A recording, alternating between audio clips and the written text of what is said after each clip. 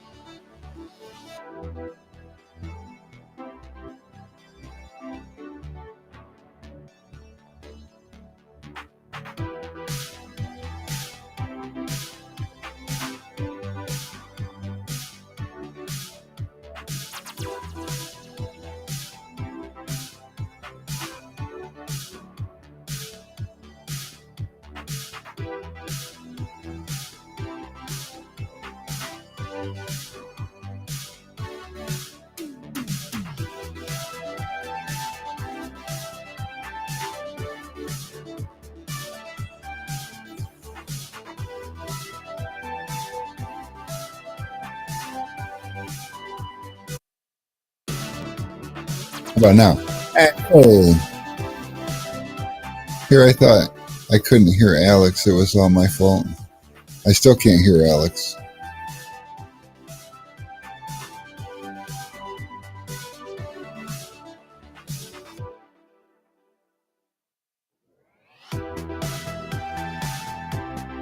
Oh, I know what's wrong. Just had to go through that.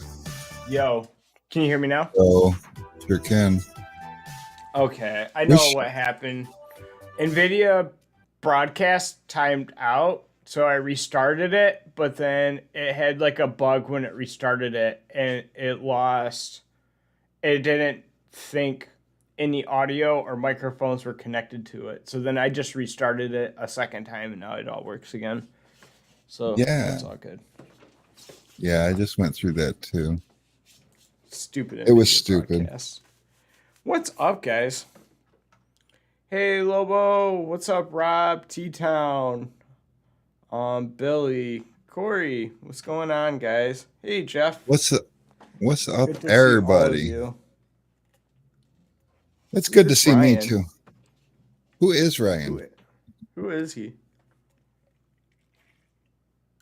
So today has been kind of one of those days.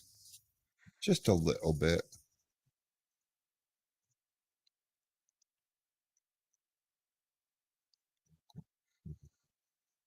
I can change it. Make me a little bit closer to Alex's size. There we go. Now I look a little bit more like Alex's size. I looked really big there for a minute. That can make me just a little bit bigger because I was leaning back. Yeah. Oh, so what's everybody up to? Today's been one of those kind of days for me. The wife has been complaining to me because she keeps trying to call me and it keeps sending her to voicemail. And like she thought I had her blocked or something on my phone. And I just haven't really had time, but I got to thinking and I haven't like received a phone call in a while. And then I thought I would try it, and sure enough, it sends me to voicemail calling from the shop here. So I'm like, that's weird. And I asked Alex, and he's like, oh, yeah, I just thought you had your phone on Do Not Disturb. And I'm like, yeah, no.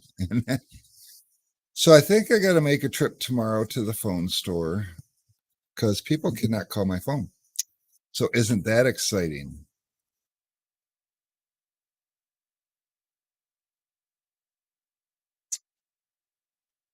Tons of rain going on, says Steven. That is sometimes exciting, sometimes the wrong kind of exciting.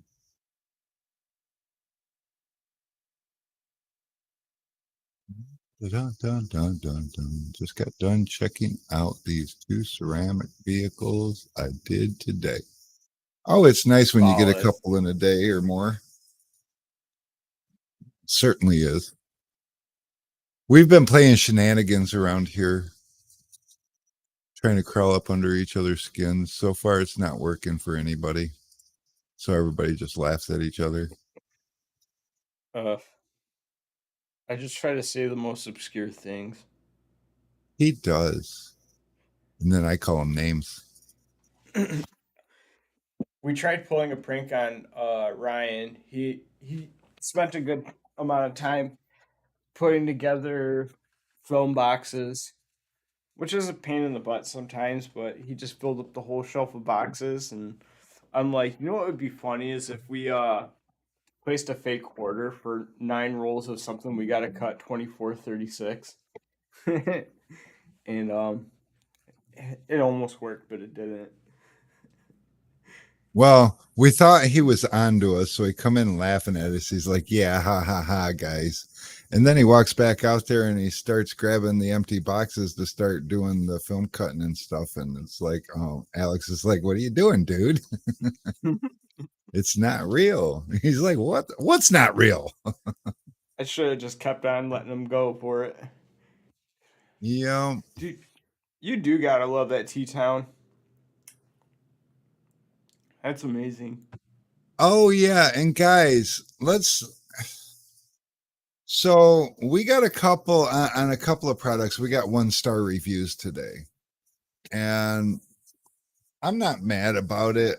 Okay, I'm a little mad about it because so if you buy any shirts or any kind of swag from us, that's all outsourced and it's usually direct to customer. So they'll print it and send it to you. Well, when you place the order, we package your order. We in our shipping software, we split the order so that we just show you that we're shipping the items that we're shipping. And then when your shirts or hats or whatever get shipped, we put the tracking in for that. So we did this for this person. Also, a week after you place your order, you usually get an email asking you to leave a review on the products. And so on the 2 shirts, he left a 1-star review because he never received them. So I'm not mad about that because I understand misunderstandings happen. But the part I'm mad about is the fact that, look, if I send you something and you feel like you didn't receive something that you paid for, pick up the phone, call, because I, can very well check. So I went to check to see what happened with this, why he didn't receive it yet. And it's still in transit. It's going to be delivered tomorrow. But today is when he decided he was going to. And that's pretty good. A week turnaround for a custom print item like the shirt that Alex is wearing. In fact, I think that's one of the things that he tap into. Awesome. Alex, that shirt looks too big for you. Are you sure that's your shirt? I think these get bigger when you wash them because of like the material they're made out of. Are you sure? I was going to say something on that. To follow up on it, I gave him a call and I let him know what was up, and he was like, "Oh, all right, that's cool," you know. And then like we still have the 1-star review, so it's like people are so quick to leave a 1-star review, and when it's not as bad as they think it was, they just either don't take the time or they take their time to like change that review. Like, and here's the deal too. See, we're trying to build a company that can write us all paychecks, on a weekly basis so that we can support our families and live our lives. Just like you guys are doing with your customers and your reviews. And, heaven forbid a customer leave your shop and not call you, but also not understand the drying process and see some water pooling and then leave you a 1-star review. And then you see the 1-star review, you reach out to the customer and say, "Hey, what's going on? I see that you're having a problem with your tint job." And they're like, "Oh yeah, there's bubbles, but that was yesterday and today they seem to be dried up." And it's like, "Okay, cool. Well, if you have any problems, feel free to come down and check with us." And they're like, yeah, cool, man, thanks. But there sits that 1-star review. And if you guys have done any business with us, especially if you guys have ever had a problem with anything that, we've sent you, or, something getting damaged in shipping or anything, those are the times that we shine the most. But you guys know who we are. You know what we're about. You know that there is no company in this industry with better customer service than we have. So, hey, Billy, we saw your 5-star review too. That was funny. The tools don't melt in your hands, but the candy does. And yeah, so we've held off on sending the chocolates because it's been hot around the country and we keep sending melted chocolates to people. So we kind of backed off on that a little bit, and we're kind of running out of free things to give away. So we might have to do another round of it. But I never realized how fast, we do hundreds of orders a week, and it's like damn near everybody gets free stuff. Cause I don't know, we like to give something free away if you spend $50 or more. I mean, don't get me wrong. If you spend $50 or more, you get free shipping, and that's something big. I don't know if a lot of you guys realize how big free shipping is. Cause to me, it's still a couple $1,000s a week that I'm giving to UPS, but there we are. And then I like to go above and beyond that. I don't know. Oh, but in other news, did you guys hear? Did you hear? It's official. You heard, didn't you, Alex? It's official. Oh, yeah. It is official. That one thing. And it's huge. And we did our first auction, and it kind of, we wasn't going to end it until it was official. It was official yesterday. Oh, you guys are probably wondering, what was this auction you speak of? What's official? So Tenors for a Cause is officially a nonprofit. Now it's officially an entity. And I don't know if you guys remember, but we have a scuttle shuttle and a custom tint keg and some accessories and whatnots that is going to the highest bidder. And the highest bidder was, I'm drawing a blank. Why am I drawing a tint A? That dude from Australia. What the hell? Oh, well, he ain't going to get mad at me, and he isn't watching because he's sleeping right now. So don't anybody tell him. What the fuck was his name? So anyways, $1,100 was the bid, and all that money is going to Tinters for a Cause. And so that's super cool. And if you're wondering, a lot of you guys probably know what Tenors for a, not Paul Hogan, no. But a lot of you guys know who Tenors for a Cause is. And I don't know what Ryan was doing not answering the phone, but anyways, Tenors for a Cause is a nonprofit that is going to collect money through donations and give away. Boyd Hunter, thank you, Sean. Oh my God, I was drawing such a freaking blank. Boyd, not a real common name, but a name I've known for a long time. Ryan's like, I went running, don't lie. But yeah, so Tenors for a Cause is a thing, and you know, there's a bunch of us in the background trying to help keep this thing, you know, moving forward. But we've got, I believe, six, and maybe Sean can help me with that. But we got like 6 people on the board. One being the attorney, one being your very own Hoss Evans is on the board, and of course Dean Mitchell and Steve Sala, and there's a couple of names that slip in my mind because I think maybe I'm getting that sometimers thing going on. I don't know, but it is super cool. And what happens is, so you guys as tinters and tint shops can donate just 1 tint job per month, the equivalent of whatever your average tint job is. And you can donate 1 tint job per month. And we have a whole bunch of shops signed up to do that. And it makes a huge impact on the industry.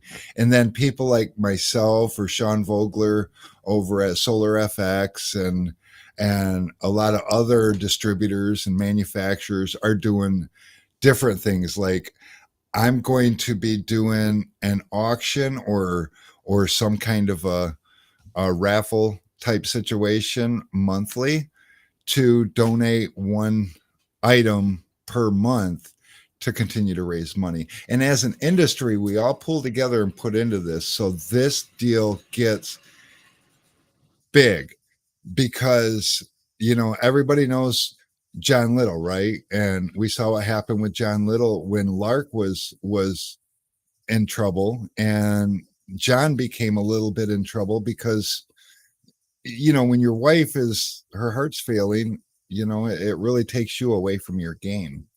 And so an organization like this would jump in and kind of help carry that burden, so that you can focus on what's actually more important.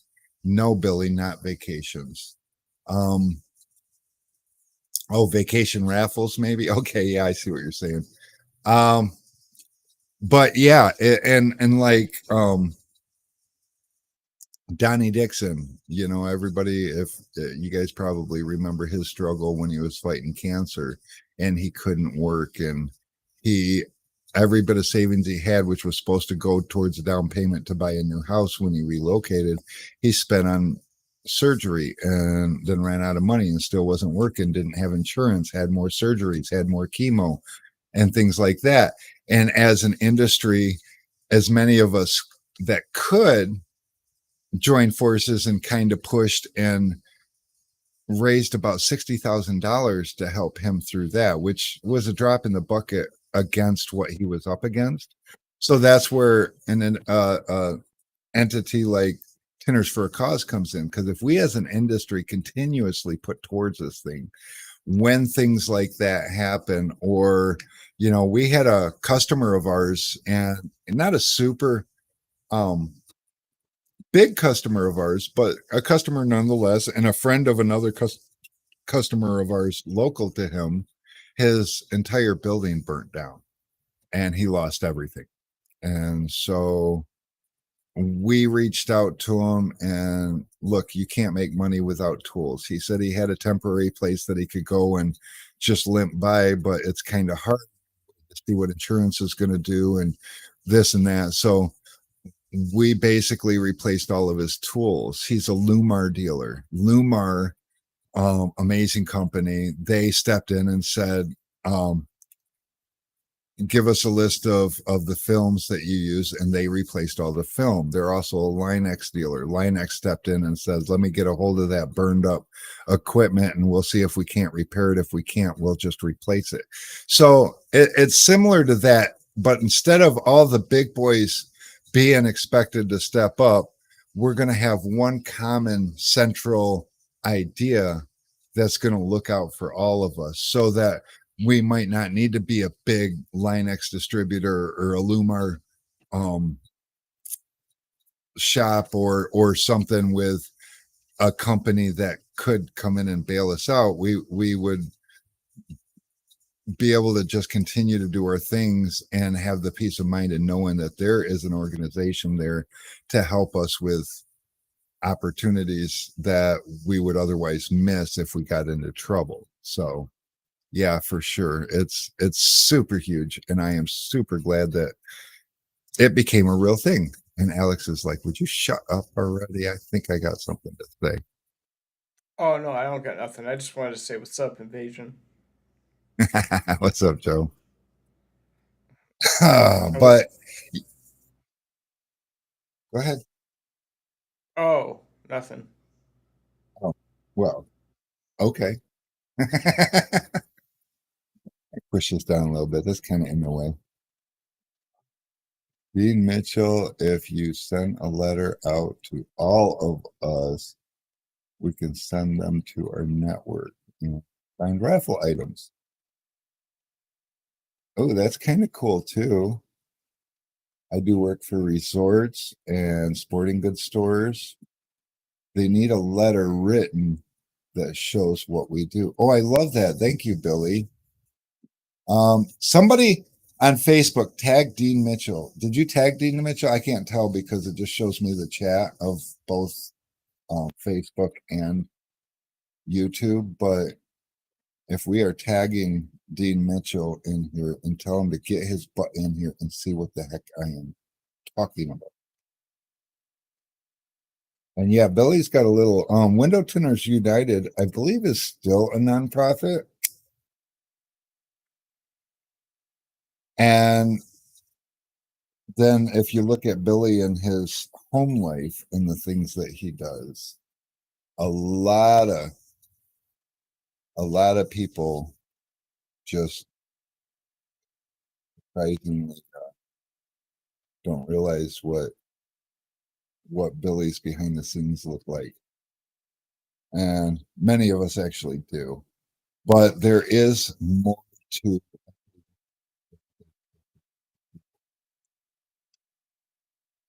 Billy. You did need more help. The whole nonprofit thing, it takes an Tenors for a Cause has the board, and then they have the committee. And I don't remember how many of us is on the committee. I think the board is 6 people. I mean, it's a lot. And I'm just excited. I can't wait to see it. Well, actually, I can wait, because when we see Tenors for a Cause spring into action, it's not going to, like Derek Bodie. He got in a really bad car accident, and he's still kind of recovering. He's doing better. He actually just won a keg from the WFR giveaways, so that was cool too. But Tenors for a Cause unofficially gathered a group of, I think, 6 guys and went down and just bombarded Derek's shop for like a week. And Sean was one of those guys that came down, and he supplied all the window film, and Dean was there, and oh my God, why can't I remember who was there? Like so many people. That one Tinner Tuesday guy, he went down there, and um oh, I want to say Dave Dingler was there. Dingler.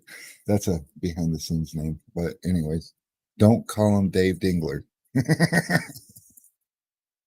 But yeah, so that's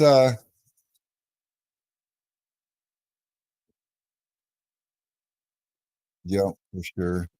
And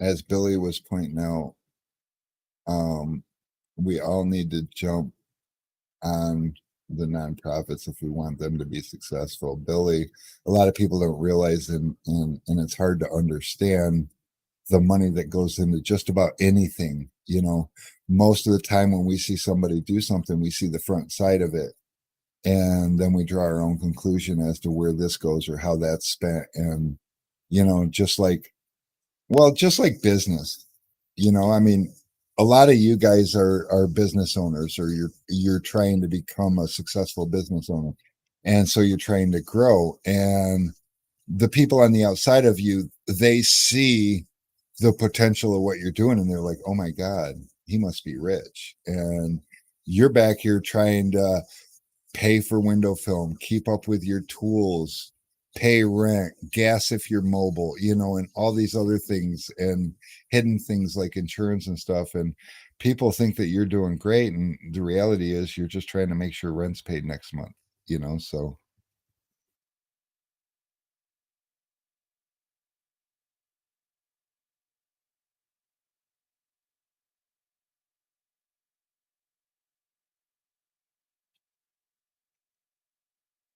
I would assume also, Billy, that Dean probably does have haters, but Dean's haters aren't big enough to expose themselves because Dean one thing about Dean is,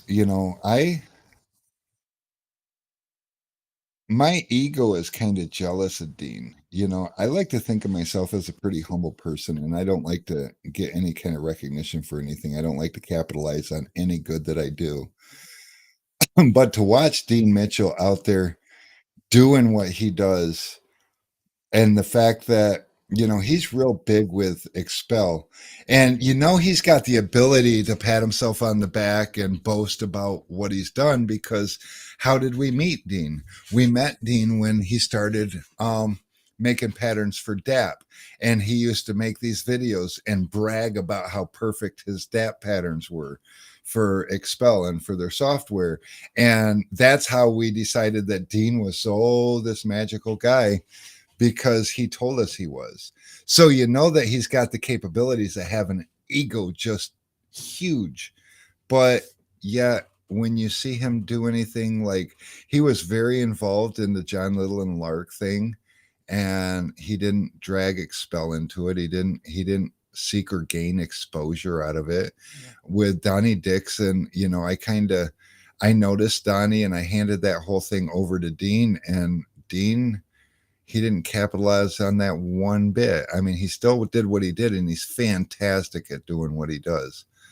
But he didn't he didn't gain anything out of what he was doing monetarily. So it's huge. And then and then same thing with the Derek thing. In fact, with Derek, it seemed like it was more about the other people that went with him down there than it was about him. But And Billy, you're right. He is all right for a Canadian, eh? That was supposed to be funny.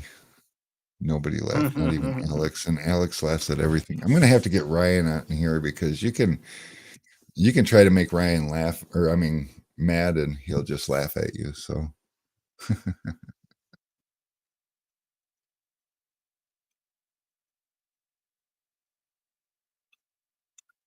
oh, Billy, that sucks too. I do have fleas today. Not.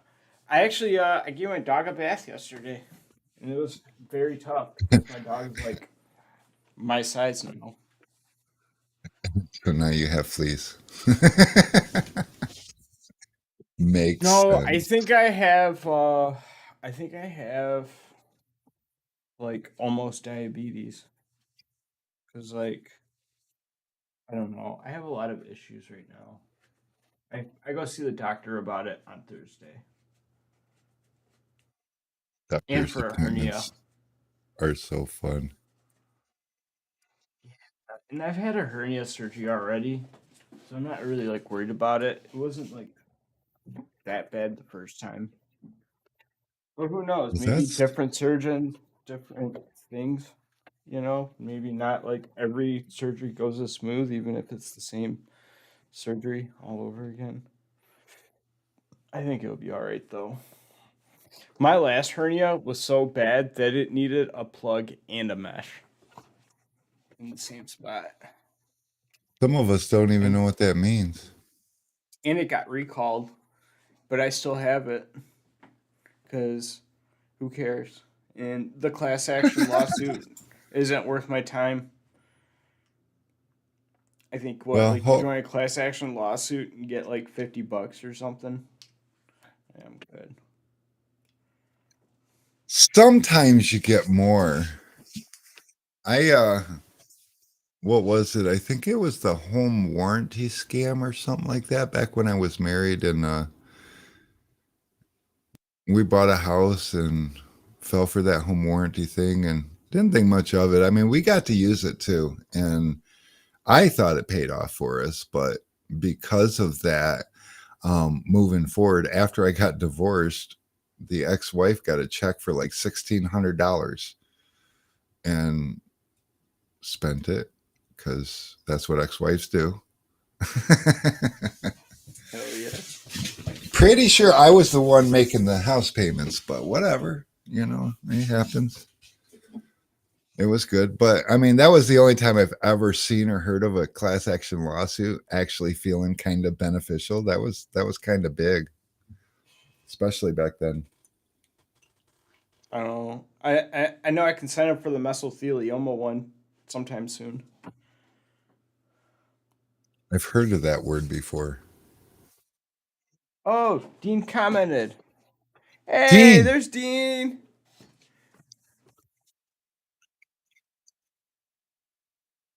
Dean, I just We were thought of just something. What are you doing, Dean? Are you busy? Because I'm going to send you a text message from a number you probably don't recognize. And it's going to have a link in it.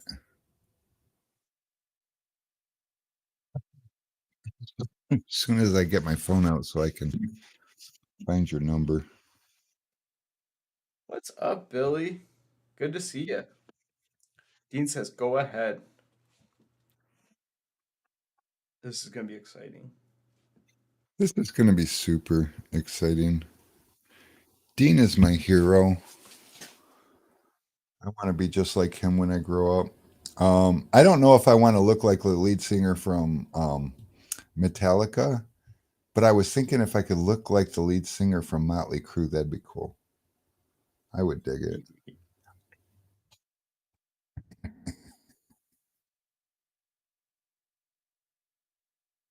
I'm Ely.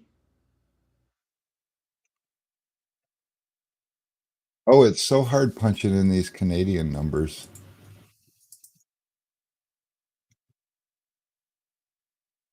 I Oh, don't know it's why, because Vince Neil. Vince Neil. wow, I'm stupid. no, you're not. Not in public anyway. Yep, Dean's going to come in. So when you come in, Dean, you're going to want to hit the settings and on your on the screen that it takes you to, and change your camera resolution. If you he's already here. Look at that. What's up? Hey, there he is. What's going on, man? Man, Are you holding the phone? You are holding the phone. Okay. how are you guys? We're fantastic. I'm going to put you in the middle. We're Doing going to good. squeeze you right in here. Just got back from vacation. I'm a little burnt. You look like I you look got a like little I'm sun. Oh yeah. How's everybody doing? We're doing fantastic. So Good. you kind of shocked me a little bit. The first I heard about the Tenors for a Cause going through was your comment telling Boyd that he won the auction, and I was like, oh my god! And then everybody's blowing up Facebook with it, and I'm trying to like and heart and care for every one of them, and it's like, oh my God, this is wearing me out. When we started that auction, we said that if that's the last bid that's in wins, and we got our state approval. I announced it. If Boyd was still the winner, and he was, so yeah, Yeah. So I'm gonna get me some, $1,100. and this is gonna be yeah, it's probably gonna cost me that to ship it all to him. But I love it. So Yeah. our first official donation on the books is from an Australian. So we Americans and you Canadians need to step up to the plate, because they're going to show us up. Well, I can't technically say that it's the first official donation. People holding on to the money from previous auctions and stuff that they committed to account and put the link up on the website. There's going to be a whole bunch of donations done at one. That's about to be done. I'm in discussions with.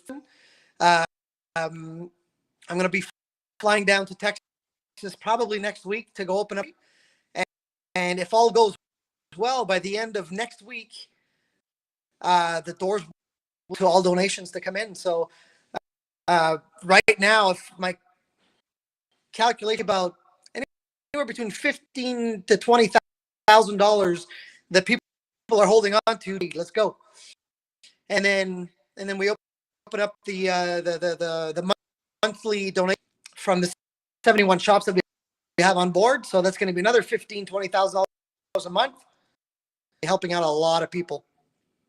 It is huge when you can get one central location for all the industry people. I mean, from the biggest to the smallest, it doesn't matter, because when we all come together, Exactly. we're unstoppable. People put their minds together to put this whole thing together.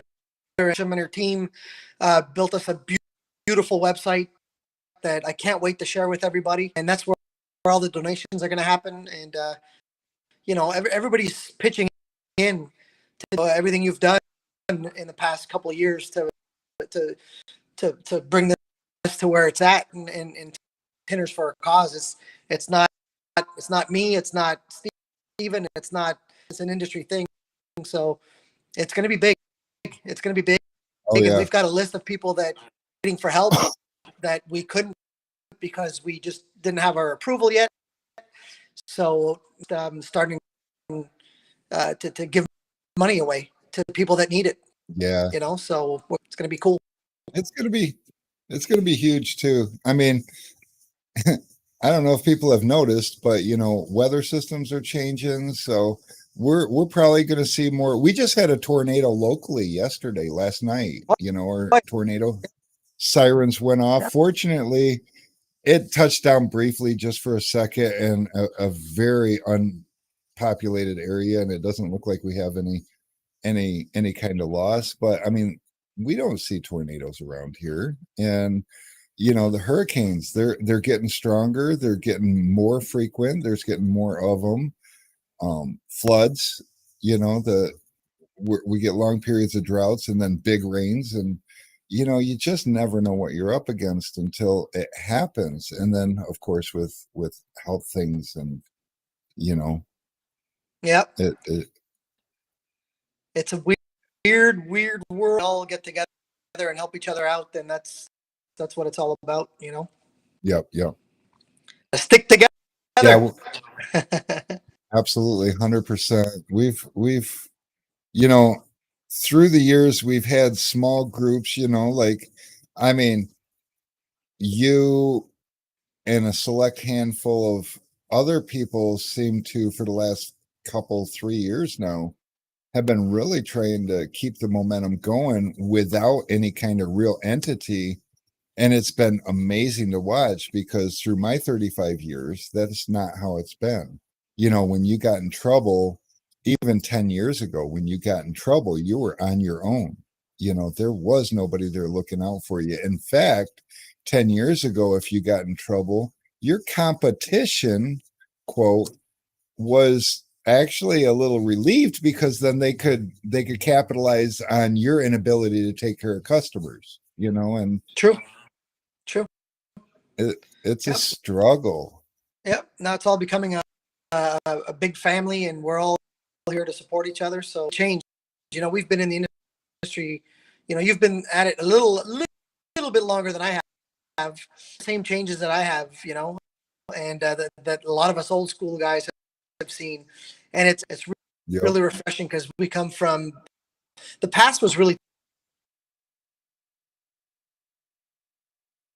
It's that Canadian internet guy. Yeah, I was getting a phone call at the same time, but yeah, it was one. I mean, you were on your own, like you said, right? So now it's with all these events happening all over, and guys reaching out to each other, and social media. It's really phenomenal. I just love the vibe in the industry, and I hope it keeps going this way. Tenors for a Cause is we hate having to hear about people that are in need for whatever reason, right? We all want perfect health, we want perfect lives, but we all know that doesn't happen. And if we can stick together, sure. and make sure that nobody goes through some hard times, or help during these hard times, and that's what makes it all worthwhile. So it's the movement right now in the industry is exciting, and it's really good to be part of it. So. It is. A lot of good things coming. I'm super stoked that I'm still in the industry. Oh, can you guys hear me? This is happening. Shit, Yeah. I can't hear you. Can you hear us? You The can't hear sound us. went out. Alex, can you hear me? Yeah, I can hear you. Uh-oh. Yeah, I can't hear you guys. Oh, shit. We broke Dean. It's that Canadian internet. Here, I'll leave and come back, okay? Because the sound went out. I can't hear you. You guys, I think you guys can hear me, but yeah, you can. I can't hear you at all. So let me leave and come back. Okay. Nope. Anytime, Javer. It's always a pleasure helping you out. I got you some free stuff. It's just a matter of if it's gonna melt or not. So. Did it work? Can you hear us? Yeah, I can hear you now. Okay. Weird. Glitchy stuff. It might have been that Canadian conversion thing, because it's 30% slower over here. I was going with what I was saying is that the ultimate goal for Tenors for a Cause, when we have on board, but I want to make that 71 become unlimitless, right? Limit, 500 shops would be good, and then we start approaching insurance companies, and with the amount of installers 500 shops bring, I mean, we can really get some great deals with insurance companies, and to make sure that no other tenor goes with. So get affordable insurance for everybody. So that's the main goal in the long run. So yeah, we might get an opportunity to show the governments collectively how affordable healthcare is supposed to go. Yeah, you got a goal. Approaching an insurance company wanting health insurance, the price is much better than a small shop. So it's something that we're definitely going to work on. I've got people insurance, and it's something that's very doable, and it's going to take nothing stopping us. Absolutely. Yeah, we just picked up health insurance this year over at the tint shop, and it's painful when you got no buying power, and that's what we want to create. Everything's a bottom up struggle. And yeah, with an entity like Tenors for a Cause, it doesn't have to always just be about hardship and heartache, because in the numbers that we can create and available to us, there's tens of thousands of tenors and tint shops available. And the more of those that we can get on board with something this, like you said, the options are endless. And I've heard over the last several years, I've heard some talk about unionizing the industry. And I don't know that that's Teamster necessary, but here. yeah, well, I was going to say there are still areas where ownership does kind of try to take advantage of people and hold them down. I know locally here people that are working for, 15, 16, $17 an hour, and they're good tenors. Not everybody is bold enough to just launch out onto their own and try to make it. Not everybody's a businessman that could make it on their own, but it's hard to sit back and see someone like that kind of held down because of their fear, their fear, and their employers willing to take advantage of that, and I think, as tenors, we know what skills involved. We know what our value is. And I've always believed that a tenor should make a career-based salary, one way or another. Oh yeah, percent as they grow in the industry and as they get better, the salary should follow, right? And as they grow, the shop grows. The more the shop grows, the more margins there are.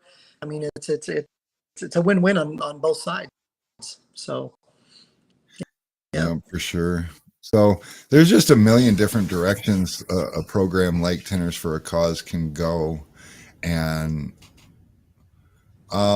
Billy's asking, can Dean see the comments? You can't see the comments. I can't see the comments. No, that's because this thing is stupid. The only thing, the reason Dean, you got to get on here real quick. And I was just closing up my computer, done my and then you asked me to join. So I'm like, let's see what this is all about. Yeah, I thought, because I first saw this last night, and every Tuesday morning, I'm like, what do we talk about on Tool Talk? And my initial Tool Talk Tuesdays was supposed to be just highlighting a tool. But say we get, here I have a tool, how much time can you spend talking about a hard card, and so we typically talk about other things, and we answer questions and everything, and whatever's new and relevant in the industry, we like to talk about that. And so I came in this morning and I'm like, it'd be awesome as if I could get a hold of Dean and see if he wants to do an interview tonight. And then I don't know, the day got away from me, and Alex comes in the office just before it was time to start, and he's like, so about that idea you had this morning. I'm like, oh, well, that would be pretty fucking rude to reach out to Dean 15 minutes before it's time to interview. And then here we are. I'm like, everybody tag Dean. Let's get him in here. Timing was perfect. I was just on my way out to run some errands, and I had a few minutes. So I'm like, yeah, let's see what this is all about. Yeah, I'm here. Well, was Billy asking a question? Billy says, Dean, I have the AFLAC files I can send you for that we set up with WTUC. Well, I'm not sure. Is that the foundation that he had once started?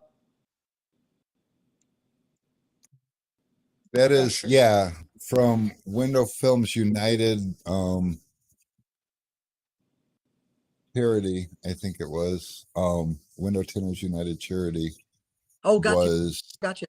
The thing he started. And yeah, he started talks with AFLAC to get us some kind of group rates for that and everything. Oh, for the insurance thing. Yeah. I mean, whatever information you have, Billy, I'll message you my email, and we can go back and forth and see. We're questions and all ideas from anybody. Again, this is our foundation. And so whatever ideas people have, and we're all open to many suggestions to the committee and then the board of directors, and then the decisions are taken there. So it's all that, Billy. So feel free to send me anything you have. And we were kind of lucky to do it on our own, to open up the get started. And what took forever is a company called the Foundation Group, and it's a turnkey process to get everything done to get your nonprofit organization status. $3,000 which was we used some of the money that was donated to pay for, obviously. Haas Evans was one of the ones that was paid that foundation group because he committed to an 8,000 donation at Tenor battles. So he used 3,000 of those. It made it much quicker, although it took forever because the backlog of going on in the state of Texas is taken forever. So I was very pleased to get that upon my return. And then Sunday, I got back from Costa Rica on Saturday, and then in Sala with the certification. I'm like, wow, I was jumping all over the place. So many months, but it's done right. It's going to be a very successful foundation. It has to, and we have a lawyer on the board of directors as well, overlooking everything to make. And like I said from the get-go, we're going to be very open. All the everybody's going to know at all times where the money's going, how much money we have, and so on. We want to make sure that people know where their money is going when they donate. So, and that's the goal, is to be very, very, very transparent 100% of the time. Absolutely. And be very fair with who we help and stuff like that. And that's why when you put these things together, there has to be a committee comprised of an odd number of people, which were 35 on the board of directors, and then the committee basically and the board of directors. So it has to be unanimous.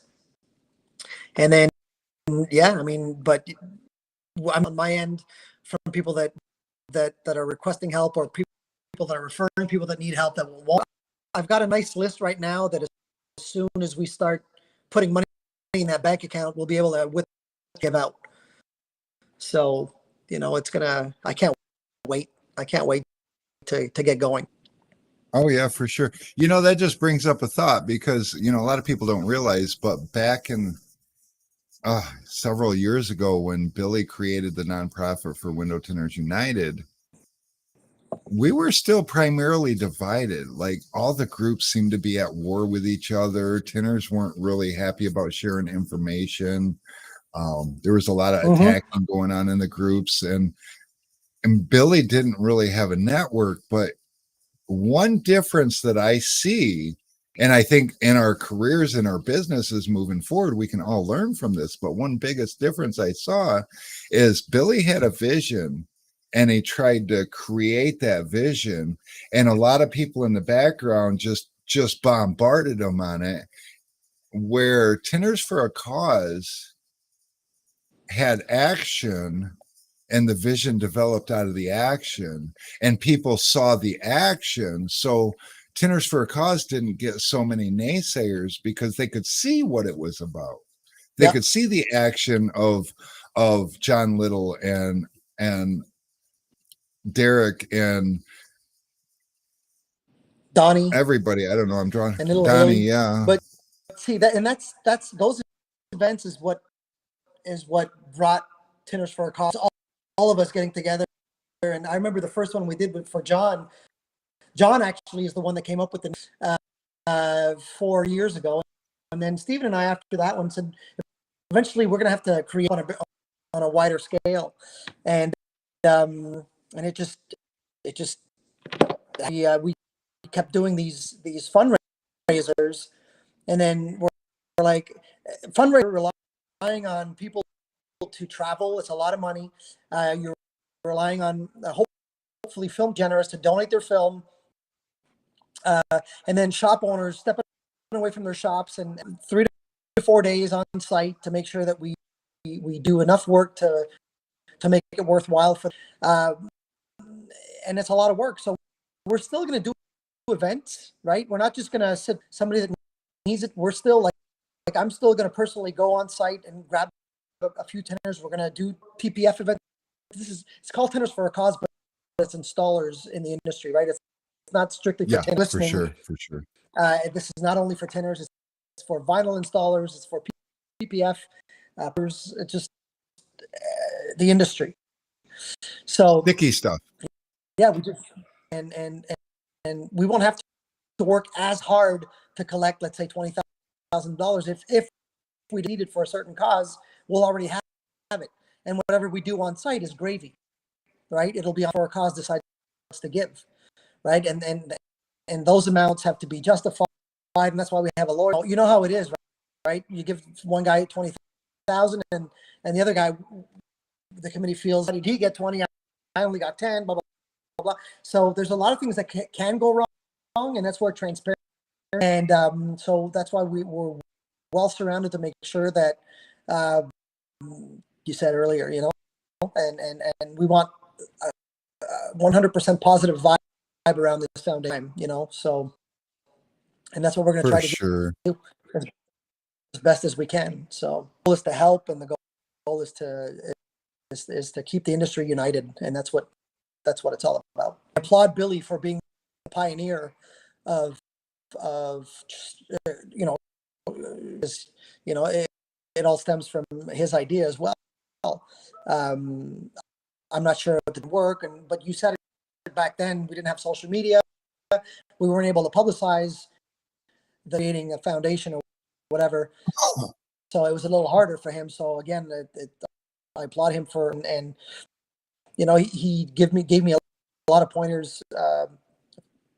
Many months ago, he reached out to me and gave me he guided me as to where we should look and what to do. If he's listening, I appreciate your advice, Billy, and know that we're gonna really big, and hopefully you'll be proud of what the industry. So yeah, 100%. And that is the other thing too, is this thing started with not one person leading it. I mean, don't get me wrong, you took the bull by the horns, but you're basically, you grab the bull by the horns and say, come on guys, I can't do this by myself. So everybody else grabbed a leg and the tail and wrapped around the neck. And I mean, that bull, Billy's situation, he grabbed the bull by the horns, and nobody grabbed any other extremities, and that bull just fucking threw him away. No, I don't think no one person can take personal credit for this. It's teamwork, and it's the relationships we've created over the years, and I'm never going to take full credit for it. And nobody should. We all should. What's going on? So this stems from the early stages of Window from Revolution, Window from Pros, Window Tenors United, all of them. That's where this all stems, wanting to connect with each other. And this is just an extension of social media vibe in the industry. So Tenors for a Cause is an extension of that. It's not, it's all of us together that got this to where it's at. So for sure, 100%. Be a big part, and sure that things are done right. So, and that we help the right people. But it's exciting. It's really exciting to know that it's actually happening. It's been so much for almost over a year. So it's to have it right in front of our face. Right, next step is just open up a freaking bank account, and then people can start giving and change people's lives. In a good way. I want installers. We want to, and I also, sorry, I'm doing all the talking, but I've got so many things in my head about Jason Omaletsky and a whole bunch of other people. Like, we want to create a team. Bodie, when we went to his shop, he was crippled, right? He had gotten into a car accident, but he almost lost his for a weekend. But he needed somebody there for a month, 2 months. We can get traveling tenors. The foundation pays for, right? Not the owner of the shop, and stuff like that. If they can get free labor the whole time they're at home, then that's what we're here for. Sometimes it's not just giving a check; it's the support, and we'll have the funds to be able to support even after we've given a check. Yeah, for sure. So it's just many things that we have in mind, that and many ways, different ways that we can help. So we got a couple of a lot of statements ideas. and questions. We've Yeah. got Mark Drigger says the sound is choppy, and I've been trying to figure that out. Watching your lips, when the sound gets choppy, it's like it falls behind. I'm wondering if it isn't like because Canadian internet's probably metric, right? So the conversion's not working out. But yeah, you're cutting out a bit here and there.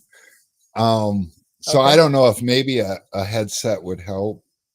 It's not your standard feedback issue, but maybe it is.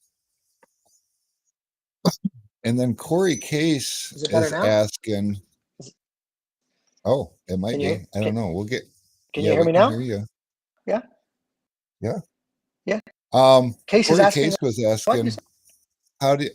how do you pick who you help and who doesn't qualify for help?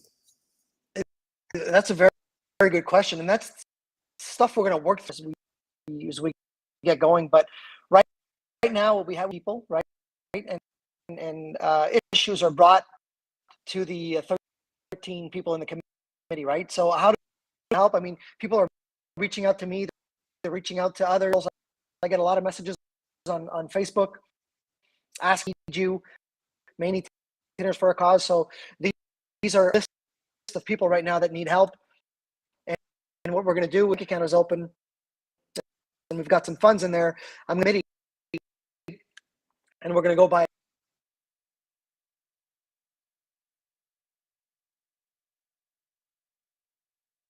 Yeah, I'm thinking it's a connection issue. Oh, I can hear you. I think it's a connection issue. Maybe your video resolution is too high and the bandwidth just isn't carrying it. Oh, he's leaving. He's coming back in.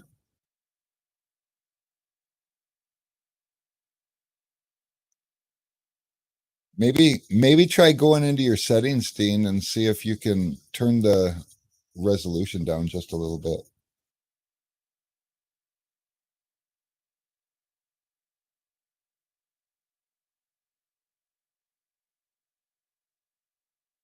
Bobo says, bingo. And he's gone again. He's gonna figure it out because Dean's a smart person.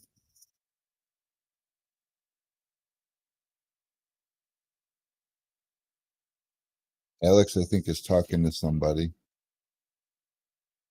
But he's muted. We'll move Alex out.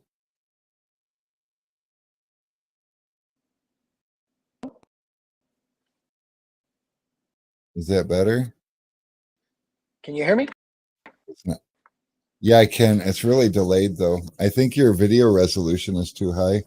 Or if you're connected to Wi-Fi, maybe your Wi-Fi's slow. I can. Every time I get a phone call, so People are probably trying to call you to tell you that they see you on YouTube. They're like, "Hey, did you know you're on YouTube right now?" so to finish my answer is basically, yeah, it's going to be brought up to the committee, and the board of directors takes the final decision. How we decide other way to do it. So, and I guess to sum that up, so everybody's aware, the committee and the board of directors, it's not like a lot of people's imaginations might tell them, oh, well, that's the clique. So basically you got to be in the clique if you're going to get help. But I'm on the committee. John Little's on the committee. So I'm a distributor. John Little's a tent shop owner, and we've got I believe Sean Vogler, and I guess you could say he's one of my competitors, and so we're all different walks. We're not all anybody that's in a clique. So the committee we're revisit because that was over 6 months ago, so I don't even know if but that's going to be readjusted. Of every brand committed to support Tenors for every brand on there. That so and there's I have the list. The board of directors is comprised of my Chris Hardy, Stephen Sala, is Bruce Brooks Meltzer, and Haas, the board of directors. Yeah, it's and again the bring the whatever issue or whoever forward, they decide and then decides how much, and I think so. I guess we just the board on the decision. Yeah, for If I sure. remember correctly, And every decision committee, and there's 13 members. Well, that's why there's an odd number. You have to have a split decision on it. yep, for sure. As a board. And as far as how we find people in need, I am assuming this will get expanded. Right now it's just, when you hear of somebody, but I would assume that there's going to be some kind of a portal that if you know somebody on the website. Yeah. Through the website, right? So the website is 100% ready. We were just waiting up for donations next week, and then people that want to refer somebody who needs help, spot on the website where they can, and then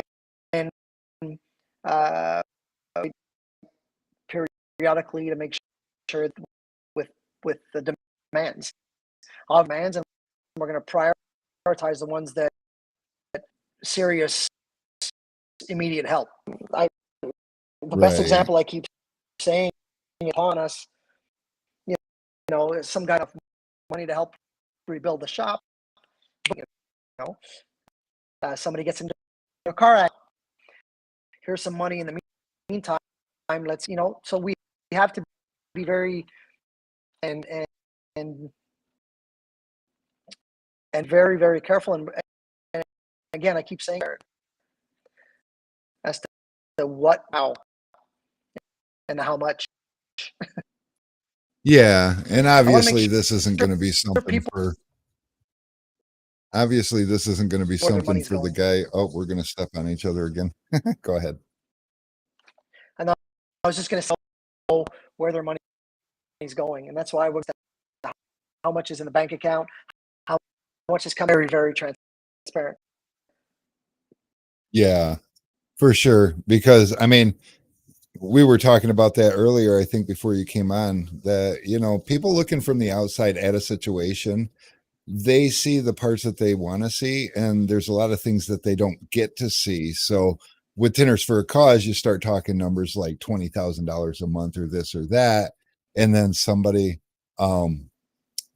their brakes wear out on their car, and they're like, well, how come I only need like $500 to get my brakes fixed? But the thing is, that's life. And yeah, we all have life happening, but what Tenors for a Cause is extremities, because if somebody like Derek Bodie, he's down for a couple of months, Tenors for a Cause tries to swoop in and see if they can't carry him through so he doesn't lose his entire everything over something that was 100% beyond his control. Like a brake job is something like, just like an oil change, you have to maintenance whatever it is that takes care of you. Tenors for a Cause is obviously not going to be there for neglect of your responsibilities. It's going to be there for things that are so out of your control and big enough to cripple you. And if something happens where whatever, and you're going to lose your shop or your livelihood, that's where we step in and some of that financial burden that can hospital bills, and a lot of guys have families that they table. They got to and it's good. Is that even a word? Securing reassuring, sorry, to know Reassuring. that backup, right?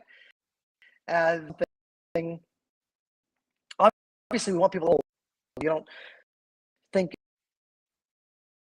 to help you, so you don't need insurance. It's not what we want to do. But if the insurance runs out, for example, we'll step in and make sure that so there's and it's Absolutely, because I mean, there's many different that need help and look. I mean, she lives in the same community as a window. She needed an experimental to help cure her cancer. Got together. She has nothing to do with the film industry. She lives in the same neighborhood as a window tinner. You never know. You never know. Yeah, help. Well, and you get like Donnie Dixon, I mean, that's a miracle, a story in itself. But when we discovered Donnie Dixon, he had already exhausted about $70,000 of his own money, was flat broke, facing another $100 and something thousand worth of bills that he had no idea how he was going to pay it. And Tenors for a Cause wasn't even a real thing at that point. But as an industry grouping together as many could do something to make a difference, made about a $60,000 difference. It was huge and small all at the same time. People are calling him again to let him know that they're calling you again, aren't they? Telling you that you're on the video. Phone rings. Yeah. I'll be right back. Can you hear me? Yeah, we can hear you. Ish. Sorry, another call came in saying about Donnie that tennis or almost a thing, but not.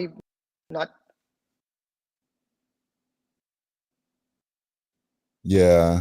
So it was just so huge, what he was up against, and as not even being Tenors for a Cause yet, the impact we were able to make. But just think if we had a Tenors for a Cause and somebody was up against something like that and we could reset their lives. But as a result of the industry coming together for him, look at some of the hands that he got to shake and the people he got to meet, and now the position that he's in with Expel, and he's got, promise and a future. And he's about my age, and well, you're about my age now. You what are you, 40? 48. So, at our age, we're not really trying to climb in and out of cars anymore. We're trying to figure out where our next level is in the industry. And because of the industry coming together for somebody like Donnie, now he found his next level in the industry, where before this happened, he was looking for a job to tint windows some more, so we took something so devastating and turned it into his future. Exactly. And exactly. Obviously didn't for a reason, right? 100%. But obviously the movement didn't bail him out. Still, he was left with tens of thousands of dollars in debt. But he was granted a future that is exactly where he is supposed to be, which is gonna still, as a residual, it's gonna take care of that debt, and he's gonna do what he was supposed to do all along. It just helped him find his path. And he's doing great, by the way. I mean, he our Expel social media platform that we have, and he's traveling all over the U.S. He's very happy, and it's good to tell that he's happy and he's found a home, and he's found his niche as a trainer, and we've got great reviews from this, so it's I'm super happy for him. It was meant to be. Yes, for sure. Can we try a little experiment? Can you hit the little settings tab on your thing and click for video, click 480. I want to see if that on. helps because I you are gotta put still. where with setting video input standard. Yeah, it is on standard. Is it on standard 480? Because your resolution looks exceptionally well. It's my. Then I guess Did the you- other thought, Lobo Mo said that you have an American language audio filter, so it's blocking all the A's and abouts, and so it sounds choppy. Oh, I love it. I love those Canadian jokes. Yeah. God. Well, Did you have any you're other probably. questions on? Oh, I don't see any other questions. I don't know. I'm just over the moon about this. I just think it's so, you can kindly find, we always, when you guys first formed the committee and decided this is happening, we were all so naive. We're like, yeah, probably by the end of the month, I guys. know, right? We kept pushing it And like all going to be done by the end of February, and then the end of April, and then May, June, July. What's the date today? July 12th. It's happening. So, now we can say that by the end of July, we'll have our first donations done by the end of July. So, it's all going to be ready, depending on how quickly to get this bank account open with Stephen for next week. Then it's a go. The account is open. We hit the switch, and we're finally here. Then we'll see if this machine will purr, which I think it will. I 100% keep the visibility and awareness, because that's one thing that I noticed about anything that's born in social media. When you stop talking about it, it fades. And this is something. Yep, this is something that we can't afford to let that happen to. And on the website, I'm sure there's going to be a one-time donation option for those that don't feel like, because we especially, because I try to cater to a lot of the new up and coming tenors. So I see a lot of guys just, scraping up to buy their next roll of film so they can keep going. And, these guys have big hearts and they want to help. So I'm assuming there's going to be an option for them to click and do a one-time donation when, say they land a decent day or week or whatever. Yep. And to, every donation will have come income tax season. We'll use that and expense it. So we have our state approval. So you won't be able to right now, but you will as soon as we get our certification. But you donated July 29th. Here's your receipt. They'll donate, but they'll get their receipt later. Sometime IRS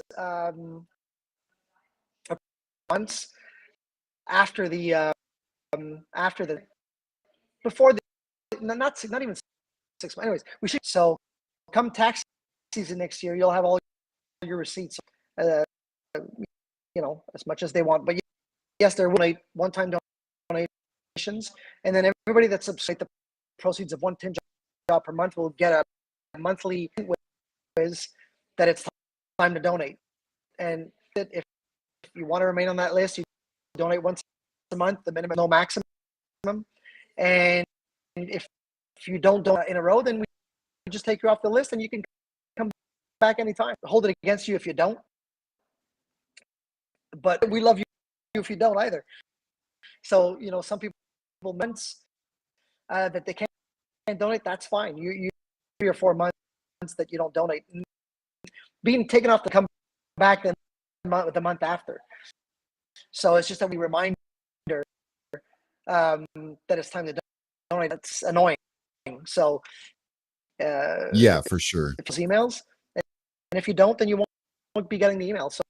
So, but you can come back and opt out anytime. I think like right now as we stand, we're going to generate about $15,000 a month and start pushing once everything's done. 500 shops by the next 2024, $3 to $5 million a year with 500, talking serious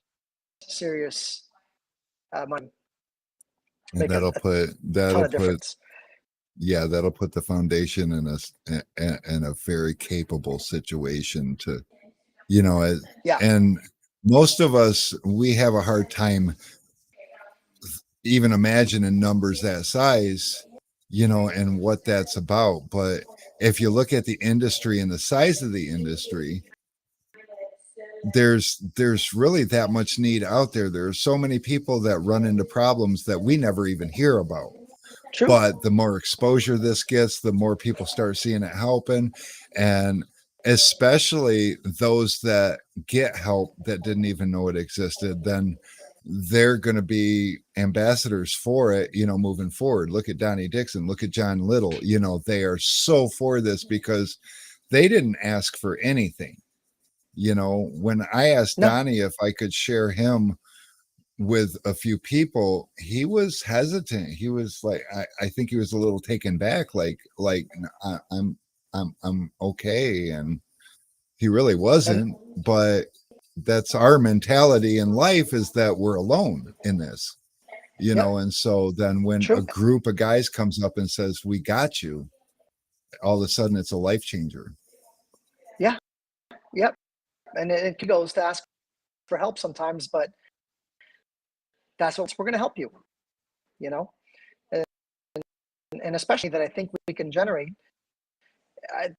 There's going to be help, so, and this is good. We've got people donating from Canada. We've got some people donating. We've got a couple that are going to, we're waiting for everything to grant. We've got people all over the world that want to, this is an industry movement. We're not just limited to one country. It's going to be big. It's going to be really big. Yeah. And then of course, just like anybody else, it's not all butterflies and roses and rainbows. You got people. I remember not too long ago, last year, somebody put on a big event and kind of capitalized on the fact that they were doing this for this cause, and then kind of reneged on all the money that they collected for the cause and kept it, for themselves. So that sort of thing happens. I think it was a Cars for Coffee event or something like that. Oh, really? Okay. So you're always going to get that, right? And that's parent, right? When you're open with everybody and you're on, and you have nothing to hide, then it's easy for where the money, where their donation is going, and publicize with it. It can't go wrong. I mean, the goal trust in this foundation, and it's my goal. I think it's everybody who's part of this honest, is true, and they want to be transparent, that this is legit, and we do the we've got a lot of good, honest people that are sure that it's, again, I keep saying it, but yeah, it's definitely going to be a successful thing. It's not going to be all, like I said, it's not going to be all butterflies and roses, but it's definitely going to be a thing that it has got enough community support and it's got enough momentum, and if anybody's wondering, I hope now they know why Tenors for a Cause has been quiet for a couple of months, because in the beginning we were naive and we built so much awareness and excitement and couldn't get the back end to keep up with the front end. So you had to slow the front end down, and that's going to change. We're going to start seeing much more of that. And he's getting another phone call. And he's gone. Sometimes that happens. But yeah, so guys, the Tenors for a Cause thing is just, it's alive. It's not 100% complete, but they got paperwork from the state of Texas that says that they are a real thing. And from here, it's going to go nationwide and then worldwide. And every one of us can be a part of it, whether it be on the receiving end or the giving end. And the more of us that are doing the giving, the bigger the cause can get and the more people it can help. It's not in any way, shape, or form trying to become a exclusive thing. It's going to be inclusive 100%, like everybody's eligible. And as we discussed earlier, obviously it's not because you just haven't got around to doing your breaks and now you need a break job and you ain't got the money this week for it. It's not for stuff like that.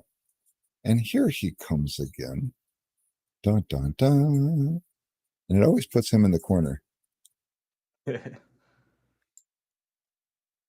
Uh-oh. His talker isn't working. It broke. He's like, wait, let me push buttons.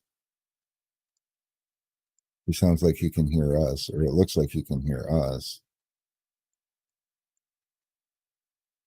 You lost your accent and everything else. Oh, there's some hiccups in this whole phone in thing. Sometimes it works flawlessly, and other times it's like, yeah, not really cooperating. I'm not sure if it's because it's an international call or what it is. Let's see if we can get him back I'm in here. back. Oh, and it worked that time.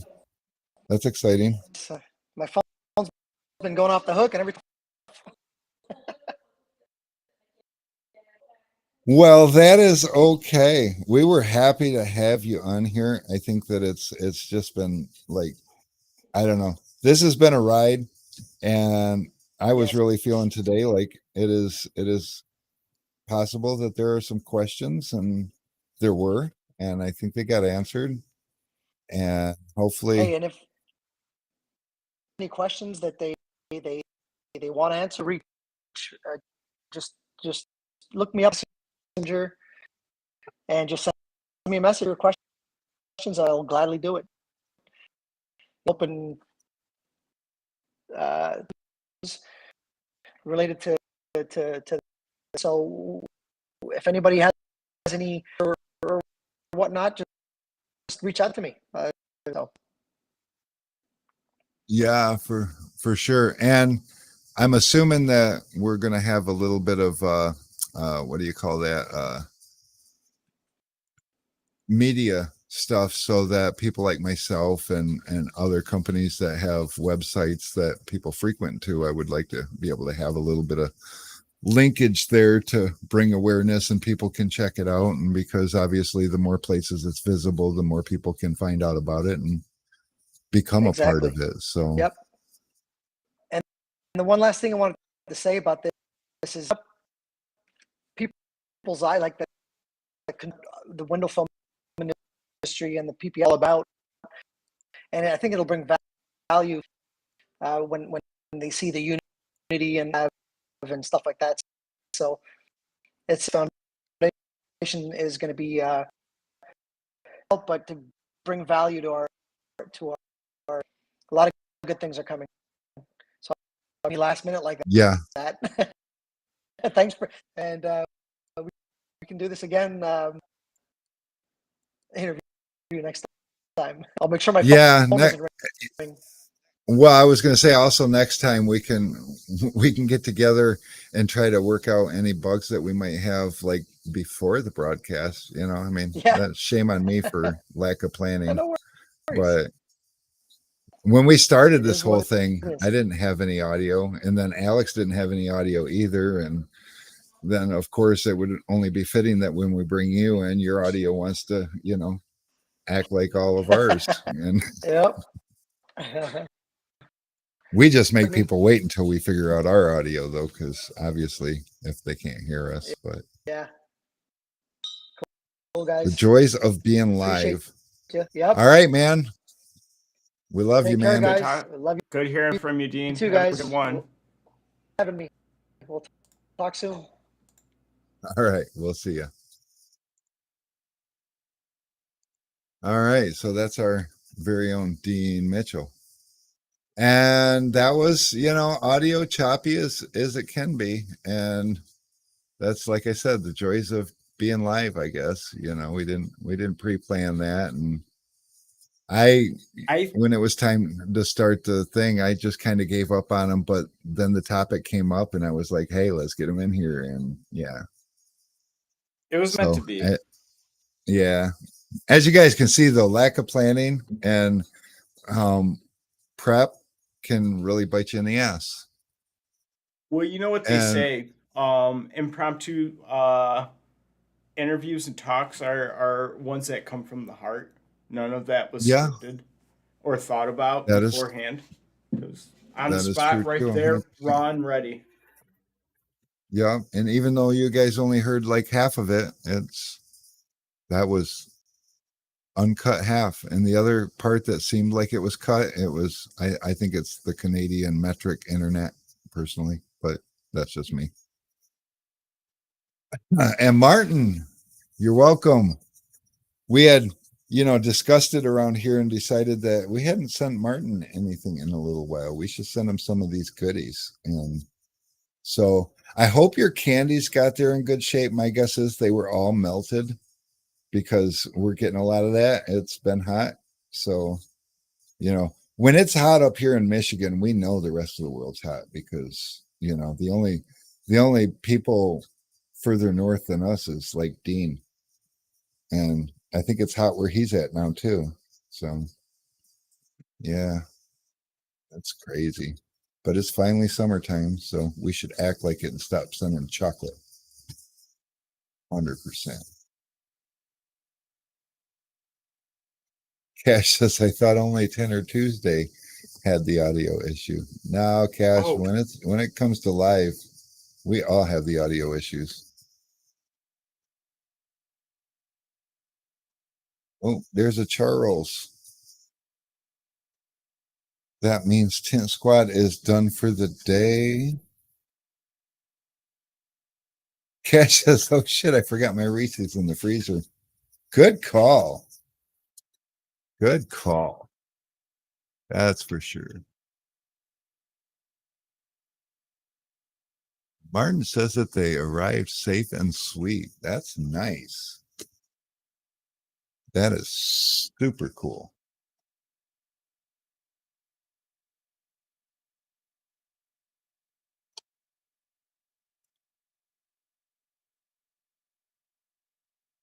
You guys are some great guys, Charles.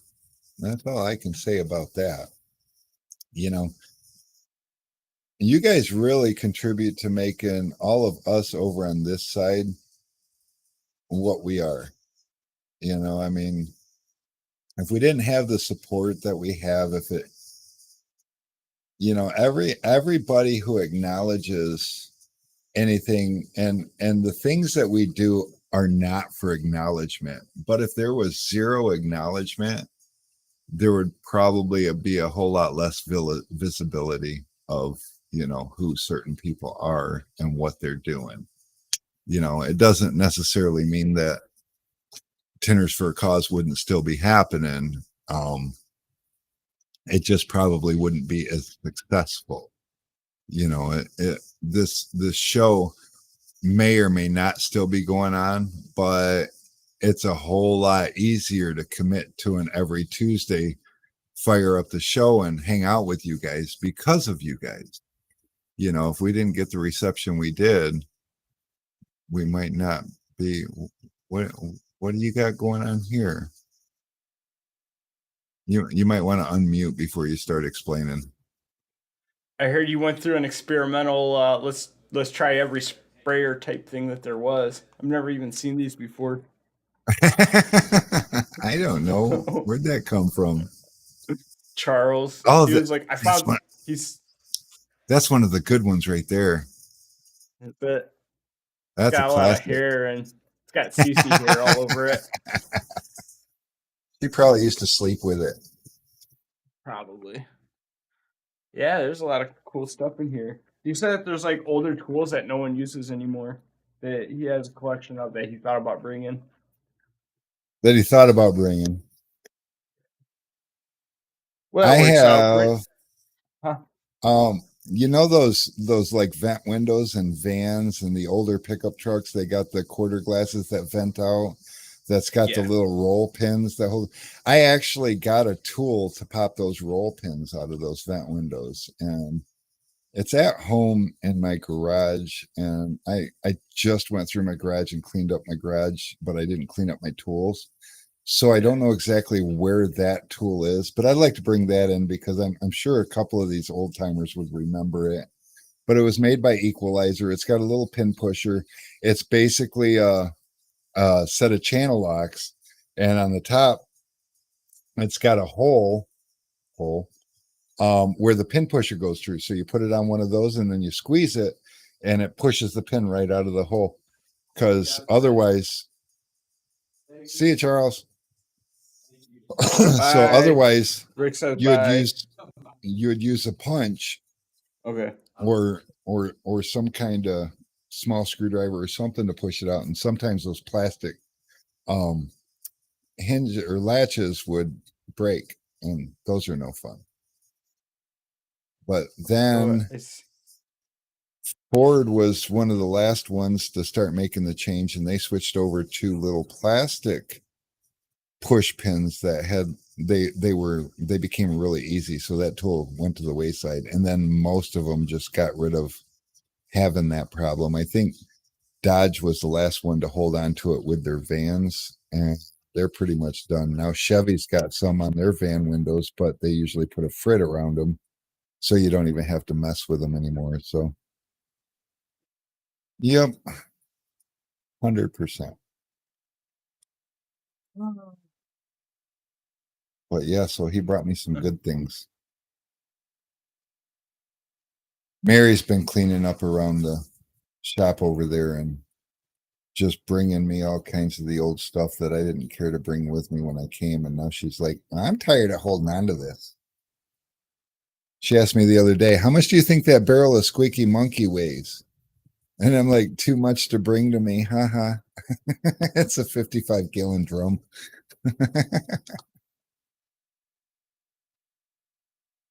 What's up, Brian? Did you hear, Brian? Did you hear? Tenors for a Cause is almost 100% up and running. They got some state certified paperwork from Texas, and they are a real thing and given the go ahead to move forward. So it's exciting. A few more steps before they're worldwide, but for right now, they've got everything they need to take the next step, which has been a few month waiting game. So that's exciting.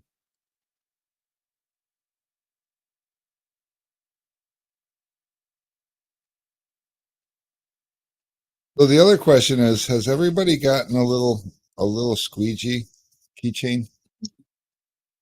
Am I missing anybody?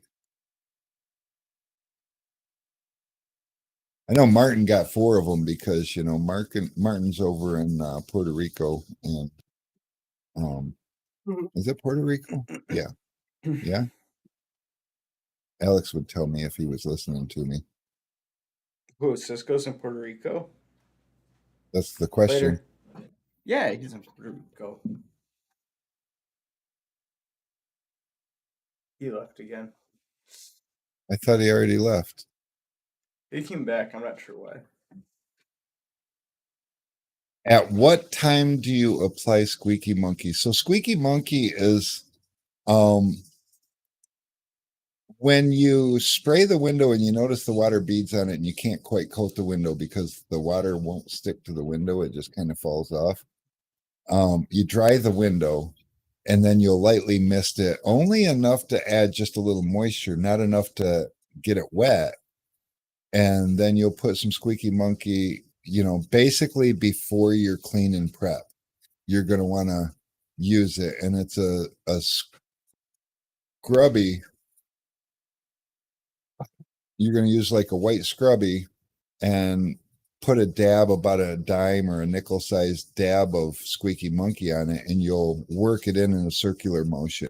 And at first it's just going to slide like a wet cream, but then you'll start feeling it grab. And as you start feeling it grab the glass or get stickier, that's when it's starting to remove the stuff. And you'll do that all over the window. Once you get done with that, my recommendation is to take a towel and wipe as much of it off the glass as you can, then spray the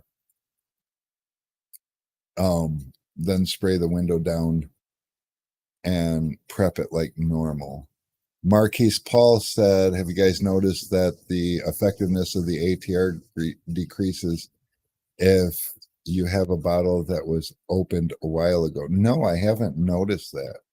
Actually, I thought that was something else, because we also discovered that ATR in many cases really helps with, if you use ATR to clean, like spray it with ATR and then wipe it off with a towel, that decreases the hydrophobic coating a lot in many cases. It doesn't work in all cases. And you certainly can use a torch, but if you got a customer who brings you $120,000 car and they have access to see you, don't let them catch you blowtorch in your window, because even if you're safe, you're not going to convince them that their car is safe. And that's going to leave a bad taste in somebody's mouth. And one false move and their car actually isn't safe. So same thing with, there's a lot of over-the-counter stuff that you can go to hardware stores and buy too that works really well, primarily because they're all acid-based.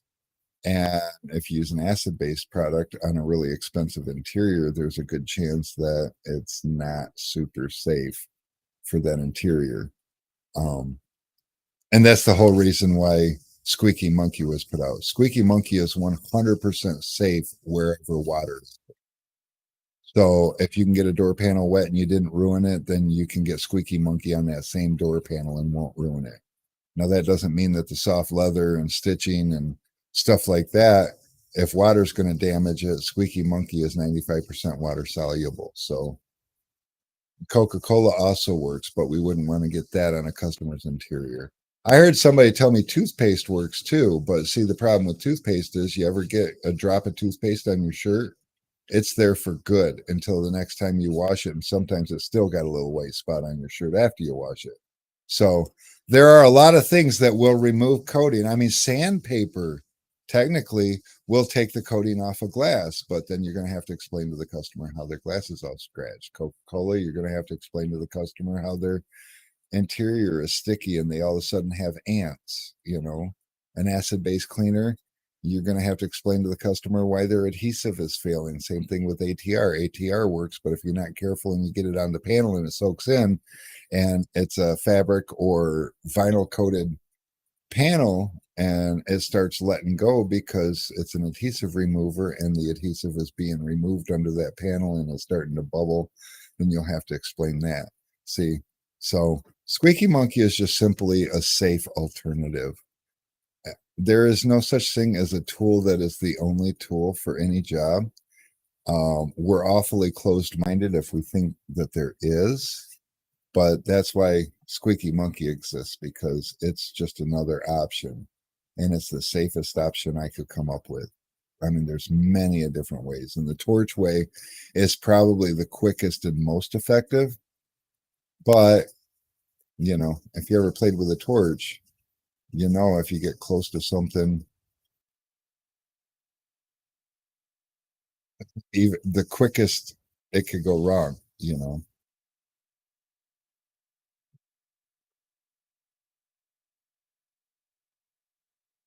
Oh, Coca-Cola on the exterior front windshield when the film. That's actually, yeah. Some people are religious with their um Rain-X or whatever they're using, and it builds up, and next thing you know, it's like, and I can see Coca-Cola be real good for that, and it's on the outside of the car, so it's real easy to clean, and you're not worried about customers having ants in their car all of a sudden. How much do you have to use? I haven't got it to work completely on some of these coatings. So 95% of whatever you're putting on the window needs to be Squeaky Monkey. You can use Squeaky Monkey without water, and maybe that's a good way to start to get an idea how much water you want to use, because if you could use it without water, it's just too thick, it doesn't spread enough. So the minimal amount of water that you can get on it, you're almost just trying to fog the window with the spray. You're not trying to wet the window with the spray, because being that Squeaky Monkey's 95% water soluble, every droplet of water that's on that window is going to dilute the Squeaky Monkey and make it less effective, if that makes sense. So I try to use this example, which I'm not sure if it's a good example or not, because I'm not sure how much water people, like other people, use to apply dry shrink prep or like dryer sheet, but like literally like just or like, you know, like yeah, you could spray the air and watch the wind drift the droplets onto the window like that much. Like, yeah, kind of the difference between when it's wet outside but it's not raining, it's just misty, versus when it's raining. You don't want to rain on the window, you want to mist on the window.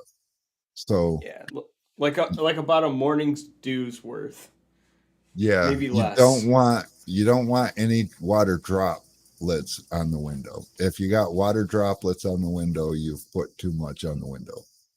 And Squeaky Monkey, I feel like, is one of those things where like a little goes a long ways. Like you don't need a lot. You just need like a dab. But you definitely need more than the water that you use, a lot more than the water that you use. So I mean, you're using literally, like, you know how when you go to clean your glasses or something and you go on it and try to fog the glasses, it's kind of like that. You know what? I think you have a video from a long time ago. I probably do. I was trying to wet my scrubby really heavy and put the Squeaky Monkey on. Just misting hasn't worked that well on some coatings, but on others it did work. Some coatings are easier than others. Squeaky Monkey was actually developed and tested for what the hell is those damn cars? Why am I drawing a blank? The ones that come with the factory. God, my brain ain't working at all today. I'm trying to remember. Alex, do you remember? It's What? the Land Rover, the Range Rover Mm. Sports. They had that really bad because it came from the factory, and yeah, Range Rover. And so it was developed and tested for that, and it works really effectively for that. But we did notice that if you use too much water, so basically, if you're spraying your scrubby and getting your scrubby wet, then when you go to scrub it on the window, it's going to mix with that and it's going to dilute it. So then it'll be less effective. As far as wetting the window, same thing though. Yes, maybe your sprayer, the mist is a little too aggressive. And like Alex was alluding to, try to hold back from let the residual a little bit from the mist land on the window. Don't directly mist it, real close like this. You'll want to be way back here so that you can mist and I found it. That's the link. when you started playing it, I could hear it, but I'm not echoing. That's weird. But okay, we'll do story time. We're going to get rid of the chat overlay a little bit, and then we are going to click this. Going to pause this, move this over here. We're going to make this bigger. Going to minimize this. Stop it. I'm going to share my screen. Here. We're going to open up my audio. There is a lot to doing this.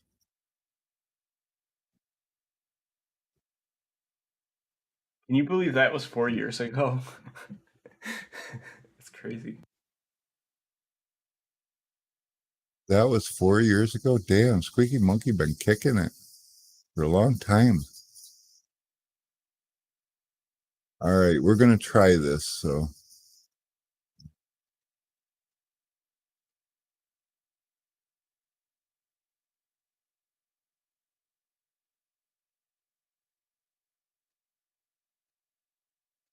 Uh-oh. Hold on.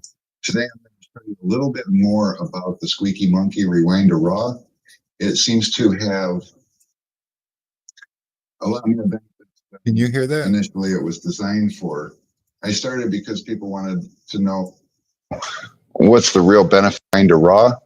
It seems to have a lot more benefits than initially it was designed for. I started because people wanted to know, what's the real benefit to it. I started using it on every window that I tint. One thing I discovered is that I use a lot less slip. One thing I realized is that when window film manufacturers test film, they test it on raw glass.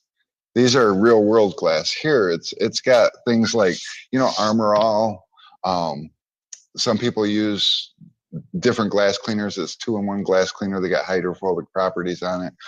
Other thing, just things that maybe scraping with a razor blade isn't going to take off. Maybe a scrub pad with your slip solution isn't going to take off. So by adding a step into my cleaning process, I noticed that it does a whole lot more. And you'll see what I mean by watching me install this piece of film and not actually using that much solution. I do use a sprayer, so I have, lots of water available to me. But I noticed I had to take a lot of slip out of my water because the slip works so much better. And so you'll notice it's not real sudsy when I tint a window. It just sheets like it's supposed to. It slides like it's supposed to. Well, you know what? Let me just get to the video.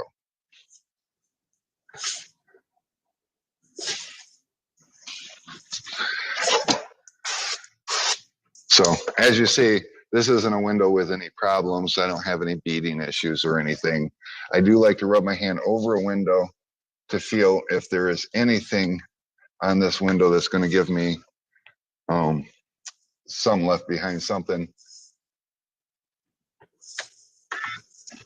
Oh, you know what? You guys don't want to hear that, do you? Let me go ahead and shut that. So on this particular window, I don't feel anything, bumpy or anything that I would need to scrape off. Typically, I don't use razor blades on windows unless I have to. If there's something I need to scrape off, that's one thing. But you'll also notice there's not a lot of sudsiness going on here. That's because I'm just using my regular slip and I have a whole lot less slip in here. I'm probably using the less than the recommended amount.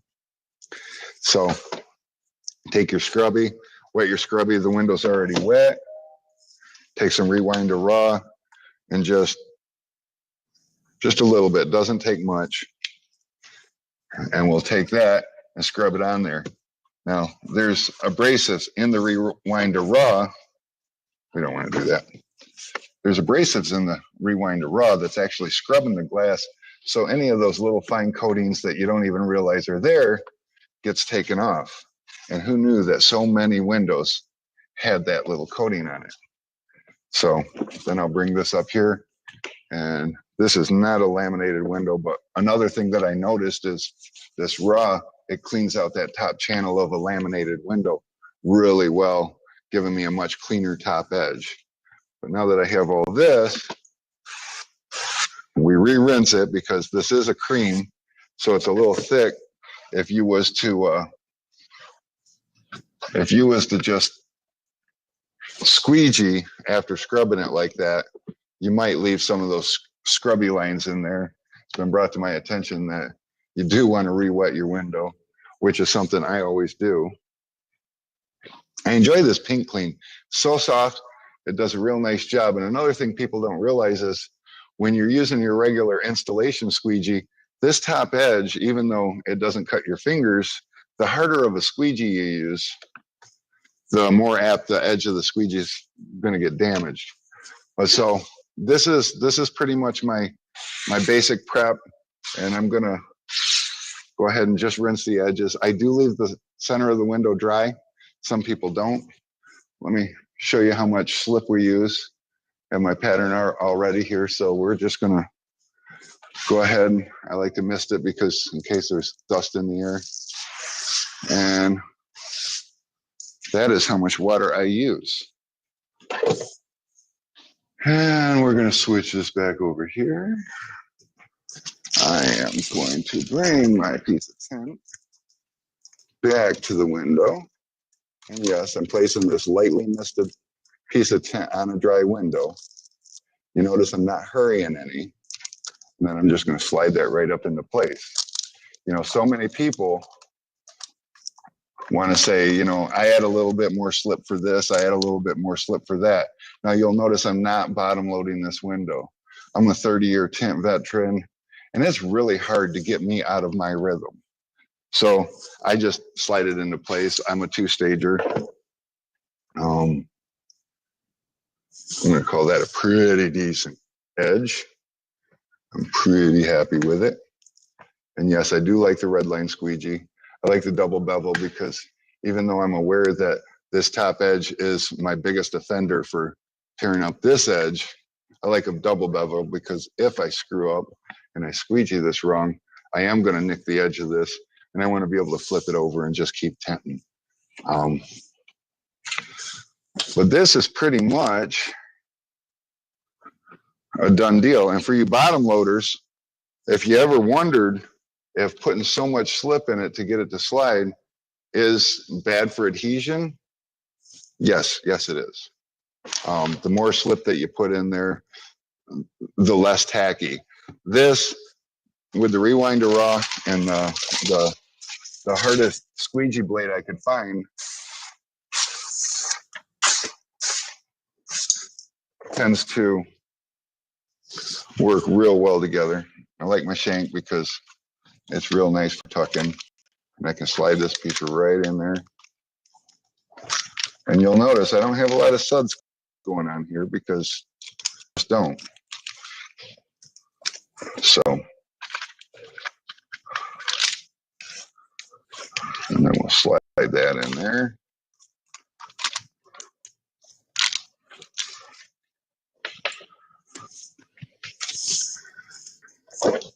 Did I miss this? I don't know. Maybe I did. And you will notice, even using a tint keg with, I don't know, I'm probably somewhere around 80 PSI. I'm using the flat head. Let me show you how much, and I did not cover these door panels. I am going to get all kinds of ridicule for that, but it is what it is. Like I said, I'm an old dog. New tricks are tough. I heard a rumor that Robert Oman is coming out with his door panel cover. So let me see if I can show you this door panel. You know, the nice thing about this is that is the amount. Notice the switches are dry. I just got a little bit of sprinkling going on over there, but all in all, whoa. All in all, it's a super easy cleanup. So I just wipe the door panel off. Like I said, switches are dry, so that's some of the benefits to using a product like Rewind to Run. This is probably crooked, so let me straighten that up. And if you guys have any questions. That was not on the channel. That was Facebook, and I had to dig deep for it. Yeah, that is not the video that I was thinking you were finding. No, because we learned more things about Rewind to Raw since that video, I feel like. Yeah, that was when I was starting to learn. So that video was more about the benefits of using it on every window. And Matt from Tint Studio is probably the one that mostly showed me that. He started using it on every window for a while. He's like, the tint seems like it comes out smoother. It looks more clear. And he's like, I think that, but now he uses a clay bar, and the clay bar seems to do the same job, other than clay bar doesn't remove hydrophobic coating. So he still pulls out the rewind to raw for that. We can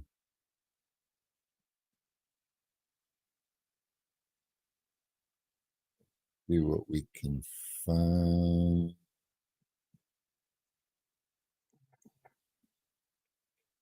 Well, my ride's taken off, so I might be out of here. Oh, it's 6:00. Well, guys, shit, it is. Alex, you're supposed to be the timekeeper. You don't just bail on me. That is not how that works. I can't even remember your name most days, and you're going to expect me to remember it's time to leave. You've got a job to do, and keeping track of me is part of that job. One day I'm going to get a little bit older, and you're just going to let me wander out into the street, aren't you? Yep. And you and Ryan are going to sit up here on your high horses laughing at me because cars are swerving and running into trees and trying not to hit me. Yep. It's okay. Your customers will be taken care of. Yeah, well, tell me, guys, has Alex been doing a stand-up job handling the front end of this place? I have been leaning on him for a while now, and he's got this customer service gig down to a science. He knows how to take care of. He knows how to take care of things the way I would take care of things, and I love that. And Pretty sit down job. You're right. it is kind of well, actually, no. You guys, first half of every day you spend your days running around. Then the last half of the day you spend your time trying to sit down as much as possible. But then things happen, or somebody fake orders like 27. At least I don't gotta run to the phone now that I got it on my phone. So that helps. Yeah, he got upgraded, so he's got an app on his phone now. So when the shop phone rings, his phone rings too. So that's super cool. That allows him, when I'm not here, to sneak out early and pretend that he's still here answering the phones, which is kind of cool too. But yeah, so it is about that time. Wow, this tool talk got away from me. Yeah, I was even going to go find another video, and then you're like, well, my ride's about to leave, and I looked at the clock and I'm like, holy shit. So I guess until next Tuesday, guys. And look, Alex, I spent an entire tool talk not talking about my Jeep. And in the beginning, I really wanted to, but instead I told him about my phone that wasn't working, which I got to deal with tomorrow. So that'll be fun. Alex is the shit. It's that why he smells so bad. All right. And with that, I suppose it's time for us to boogie on. So you guys, thanks for hanging with us. You've been great.